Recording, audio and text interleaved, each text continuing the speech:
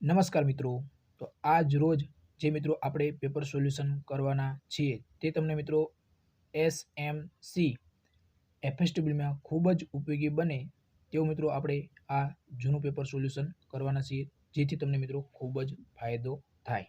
તો મિત્રો ખાસ એકવાર આ વિડીયો સંપૂર્ણ જોઈ લેવો, તમને મિત્રો ખૂબ જ ફાયદો થશે અને એકવાર અવશ્ય બધા જ જૂના પેપર સોલ્યુશન કરી લેવા, જેથી તમને પરીક્ષામાં ખૂબ જ ઉપયોગી બને.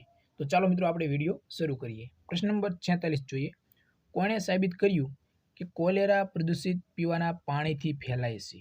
તો જવાબ હશે મિત્રો ડોક્ટર જોહન સ્નો, એટલે કે એ ઓપ્શન તમારો રાઈટ આન્સર થશે મિત્રો. ખાસ કોલેરા ખાસ મિત્રો પ્રદૂષિત પીવાના પાણીથી થાય છે એવું કોઈને કહ્યું હતું? તો જવાબ આવશે મિત્રો જોહન સ્નો.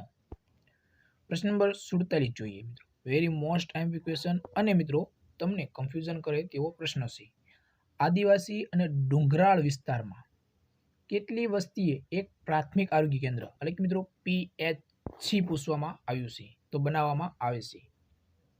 હવે મિત્રો ઘણા ખરા વિદ્યાર્થી મિત્રો આમાં કન્ફ્યુઝન થાય આ પ્રશ્નમાં કે આદિવાસી અને ડુંગરાળ વિસ્તાર ઘણા ખરા 30,000 કરશે ટીક અથવા તો 20,000. તો મિત્રો જવાબ તમારો આવશે 20,000. ખાસ આદિવાસી અને ડુંગરાળ વિસ્તાર પૂછવામાં આવ્યું છે, જેથી જવાબ તમારો આવશે 20,000 વસ્તીએ એક પીએચસી બનાવવામાં આવે છે. પ્રશ્ન નંબર 48 જોઈએ. લોહીની ખાસ મિત્રો લોહીની ફિકાસ એટલે કે એનિમિયા માટે મુખ્યત્વે કયું કૃમિ જવાબદાર છે મિત્રો? તો લોહીની ફિકાસ માટે મિત્રો મુખ્યત્વે હુક વર્મ એટલે કે અંકુશ કૃમિ જવાબદાર છે, એટલે કે બી ઓપ્શન તમારો જવાબ આવશે. ખાસ મિત્રો કઈ લોહીની ફિકાસ માટે મુખ્યત્વે કયું કૃમિ જવાબદાર છે? તો મિત્રો હુક વર્મ કૃમિ એટલે કે અંકુશ કૃમિ જવાબદાર છે. પ્રશ્ન નંબર 49 જોઈએ. એડિસ ઇજિપ્ત મચ્છર થી કયો રોગ ફેલાતો નથી મિત્રો? અહીં તમને પ્રશ્ન મિત્રો ખાસ એક પ્રશ્નની અત્યારે પરીક્ષા પદ્ધતિમાં એક પેટર્ન હોય છે મિત્રો, કે તમે ઘણા ખરા વિદ્યાર્થી મિત્રો પરીક્ષા આપતા હોય છે. ઘણા ખરા વિદ્યાર્થી મિત્રો જે સમયના અનુકૂળ એટલે કે સમય એમને એમ લાગતો હોય કે ઓછો પડશે, એના કારણે મિત્રો ફટાફટ જવાબ આપતા હોય છે. પરંતુ મિત્રો એકવાર સંપૂર્ણ તમારે પ્રશ્ન વાંચન કરી લેવો, કારણ કે તમને છેલ્લે પૂછવામાં આવ્યું હોય કે નથી અથવા છે, જેથી તમારો મિત્રો જો તમે એ વાંચન ન કર્યું હોય તો તમારો પ્રશ્ન ખોટો પડવાની શક્યતાઓ વધી જાય છે. તો અહીં તમને પૂછવામાં આવ્યું છે કે એડિસ ઇજિપ્ત મચ્છરથી કયો રોગ ફેલાતો નથી મિત્રો? તો જાપાનીઝ એન્સેફેલાઇટિસ એટલે કે સી ઓપ્શન તમારો જવાબ આવશે. જ્યારે મિત્રો એડિસ ઇજિપ્ત મચ્છરથી કયા રોગ ફેલાય છે? તો ડેન્ગ્યુ, ચિકનગુનિયા, પિત્ત જ્વર એટલે કે યલો ફીવર, આ જવાબ આવશે. એટલે કે તમે મિત્રો સી ઓપ્શન 49માં જવાબ આવશે. ખાસ પ્રશ્ન નંબર 50 જોઈએ. કયું સૂક્ષ્મ જીવાણુ સ્પોર્સ બીજાણુ ઉત્પન્ન કરતું નથી મિત્રો? તો જવાબ આવશે મિત્રો સાલ્મોનેલા ટાઇફી, એટલે કે સી ઓપ્શન તમારો જવાબ આવશે. પ્રશ્ન નંબર 51 જોઈએ. 5 મહિનાની ઉંમરના બાળકને ખાસ મિત્રો વેરી મોસ્ટ આઈએમપી ક્વેશ્ચન, 5 મહિનાની ઉંમરના બાળકને કઈ રસી વેક્સિન આપવી જોઈએ નહીં મિત્રો? ખાસ કેવા પ્રશ્નો છે, તમને ખૂબ જ ઘણા ખરા મિત્રો એવો પ્રશ્ન વાંચન કરી લે કે 5 મહિનાના બાળકને કઈ વેક્સિન આપવામાં આવે છે, જેથી તમારો મિત્રો પ્રશ્ન ખોટો પડવાની શક્યતા વધી જાય. અહીં તમને પૂછવામાં આવ્યું છે કે નથી. તો મિત્રો ઓરી અને રૂબેલા વેક્સિન જે આપવામાં આવતી નથી એ મિત્રો 9 મહિને ખાસ એમઆર. પ્રશ્ન નંબર 52 જોઈએ.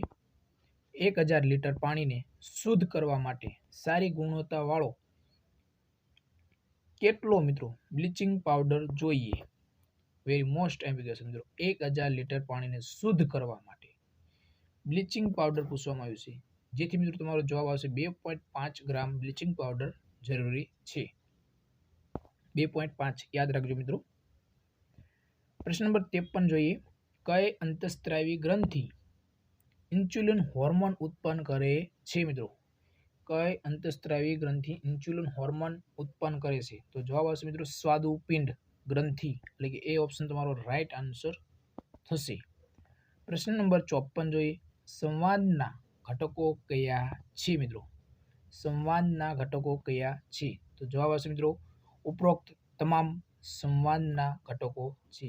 એટલે કે સંદેશો મોકલનાર, સંદેશો પ્રાપ્ત કરનાર, આ બધા જ જવાબ તમારા આવી શકે. એટલે કે ઉપરોક્ત તમામ જવાબ આવશે. પ્રશ્ન નંબર 55 જોઈએ. ફાલ્સીપરમ મેલેરિયાની આર્ટિસ્યુનેટ કોમ્બિનેશન થેરાપી એટલે કે મિત્રો એસીટી માં બીજા દિવસે આર્ચ્યુનેટ ઉપરાંત કઈ દવા આપવામાં આવે છે મિત્રો? તો ખાસ મિત્રો પ્રિમાક્વિન આપવામાં આવે છે. ખાસ કઈ દવા આપવામાં છે? ફાલ્સીપેરમ મેલેરિયાની આર્ટિસ્યુનેટ કોમ્બિનેશન થેરાપી ઉપરાંત મિત્રો બીજા દિવસે પૂછવામાં આવ્યું છે પ્રિમાક્વિન આપવામાં આવે છે મિત્રો. આ વેરી મોસ્ટ એમ્પિક ક્વેશ્ચન. પ્રશ્ન નંબર 56 જોઈએ.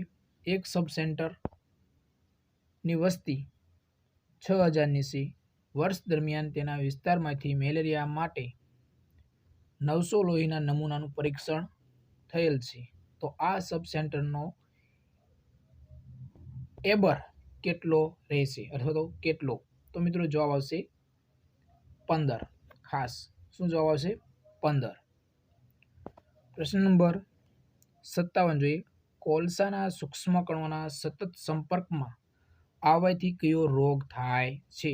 મિત્રો કોલસાના સૂક્ષ્મકણોના સતત સંપર્કમાં આવવાથી એન્થ્રેકોસિસ, ખાસ મિત્રો એન્થ્રેકોસિસ રોગ થવાની શક્યતાઓ રહેલી છે. કોલસાના સૂક્ષ્મ કણો મિત્રો આ વેરી મોસ્ટ એમ્પિક ક્વેશ્ચન. ઘણી ખરી એક્ઝામમાં કોલસો, શેરડી આ વગેરે એવા પ્રશ્નો પૂછાઈ શકે છે. પછી મિત્રો 58 નંબરનો પ્રશ્ન જોઈએ. ડેન્ગ્યુ તાવમાં શરીરના લોહીના કયા કણો વધારે પ્રમાણમાં ઘટી જવાથી મિત્રો, ખાસ ડેન્ગ્યુ તાવ ઘટી જવાથી ગંભીર જટિલતા થઈ શકે છે અને ક્યારેક મૃત્યુ પણ થઈ શકે છે. તો મિત્રો ખાસ પ્લેટલેટ ઘટી જાય છે. શું ઘટે છે? પ્લેટલેટ એટલે કે ત્રાક કણો ઘટે છે મિત્રો.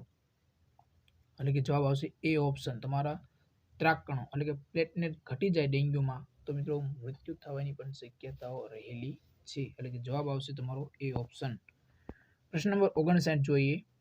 ઓર એટલે કે પ્લેસેન્ટા મારફતે સગર્ભા માતામાંથી ગર્ભ શિશુમાં કયો રોગ પ્રસરતો નથી? તો જવાબ આવશે મિત્રો પ્લેસેન્ટા એટલે કે ઓર પ્લેસેન્ટા મિત્રો એ પ્રકારનો કમળો એટલે કે સાદો કમળો પ્રસરતો નથી મિત્રો. તો મિત્રો આજના પ્રશ્નો તમને કેવા લાગ્યા? આશા રાખું કે તમને પ્રશ્નો સારા લાગ્યા હશે. અને મિત્રો એકવાર અવશ્ય બધા જ જૂના પેપર સોલ્યુશન કરી લેવા. જો તમને ક્યાંયથી ન મળે તો મિત્રો આપણી આ યુટ્યુબ ચેનલ ઉપર ઓલરેડી જૂના પેપર સોલ્યુશન મૂકેલા છે જેથી તમે જોઈ શકો છો. અને મિત્રો આપણી ટેલિગ્રામ ચેનલ છે જેની લિંક વિડીયોના ડિસ્ક્રિપ્શનમાં આપેલી છે. તો ટેલિગ્રામ ચેનલમાં પણ જોડાઈ જજો. તમને ખૂબ જ ઉપયોગી બનશે. અવનવી ભરતીને લગતી માહિતી તમને ટેલિગ્રામ ચેનલમાં મળતી રહેશે. અને મિત્રો ખાસ એકવાર જૂના પેપર સોલ્યુશન બધા જ વિદ્યાર્થી મિત્રોએ કરી લેવા જેથી તમને મિત્રો એસએમસી એફએસડબલ્યુમાં ખૂબ જ ઉપયોગી બનશે. તો હવે કંઈ પ્રશ્ન હોય તો તમે કોમેન્ટ બોક્સમાં જઈને કોમેન્ટ કરી શકો છો. જય હિન્દ મિત્રો.